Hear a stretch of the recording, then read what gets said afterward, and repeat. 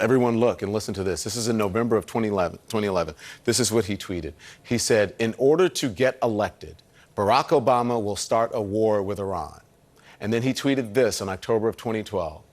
Now that Obama's poll numbers are in tailspin, watch for him to launch a strike in Libya or Iran. He is desperate. And then just a few weeks later, he said, don't let Obama play the Iran card in order to start a war, in order to get elected. Be careful, Republicans. What do you think? Is he doing this for political purposes now? Today, the State Department ordered non-emergency personnel to leave Iraq because of escalating tensions with neighboring Iran. My next guest says we're in a dangerous place right now, and he is worried about how this brinksmanship could play out. Joining me now is Congressman Jim Hines, a Democrat on the House Intelligence Committee. Congressman, man, I saw your Twitter feed. We'll talk about that. You're very passionate about this, so we're glad to have you here to talk about it. Good evening to you. A lot of us have been caught off guard by the sudden talk of the war with Iran, but you've seen this coming for some time. Yeah, Don, catching the American public off guard is precisely what John Bolton and Mike Pompeo and a group of people around the president who for a very long time have wanted a conflict with Iran are hoping happens. They understand, and by the way, it's not just people like Bolton who has wanted this for decades. It is people abroad, leaders abroad, who would love to have the Americans jump in and do their dirty work for them. Mm-hmm. What is happening right now is that these people understand that President Trump has an intuitive aversion. He doesn't want to get into another quagmire. So what they're doing is they're going to turn the heat up under the kettle.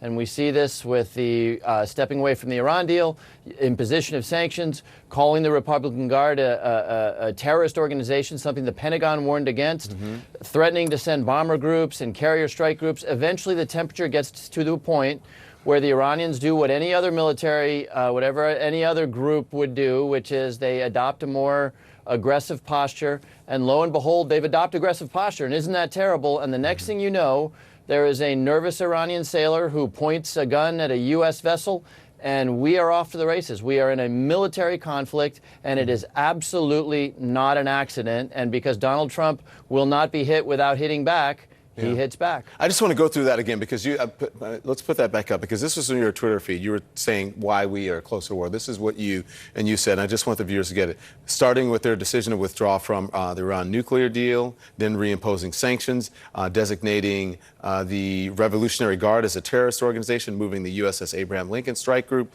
to the Middle East, and then the reporting, as you said, of the military's plan to send 120,000 troops to the Middle East. So listen.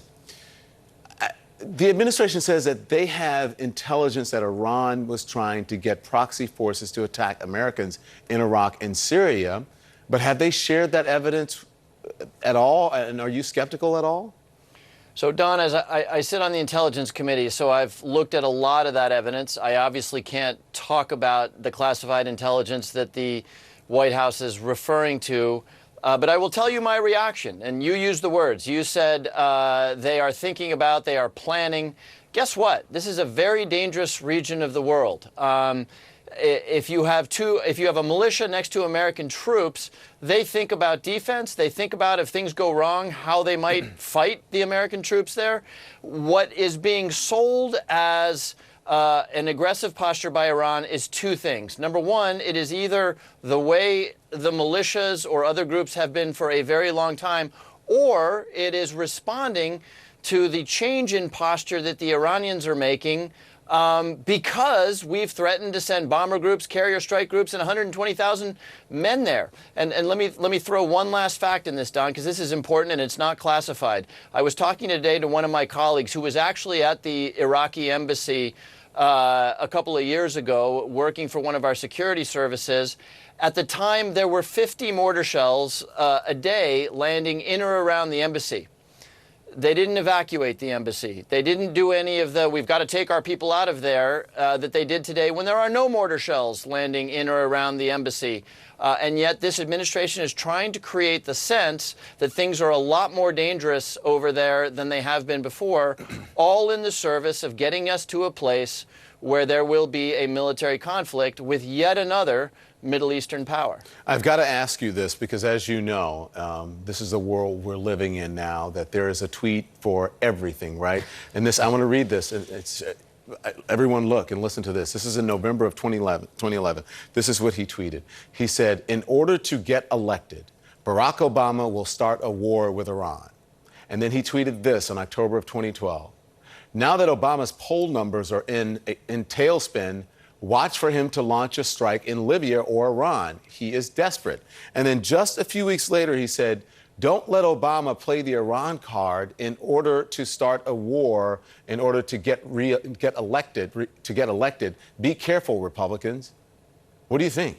Is he doing this for political purposes now? This is a president. Now, let's be really clear. I've been a pretty strong critic to this president. One good thing I will say about this president is that I think he's got a natural understanding that waltzing into yet another quagmire in the Middle East is a bad idea. I will give Donald Trump that, and that's why the people around him are taking the steps that we see play out every single day. I don't think he wants to go to war in Iran, but he does understand. And remember those tweets, right? This is a man, this president projects onto others his own flaws, his own liabilities. And so we know that he's now, by the way, I don't think he thinks he's going to lose the next election, but I do think that that is in his mind. And I think that the people around him understand that for 100 years or 200 years or 300 years, whenever an unpopular leader has been unpopular, one of the things you can do is get involved in a conflict abroad, because that tends to unite the population around the leader. So all I'm saying, Don, is we've got to be very, very careful in the next couple of days, next couple of weeks. That's all we have time for. Thank you, Representative Himes. I appreciate you coming on.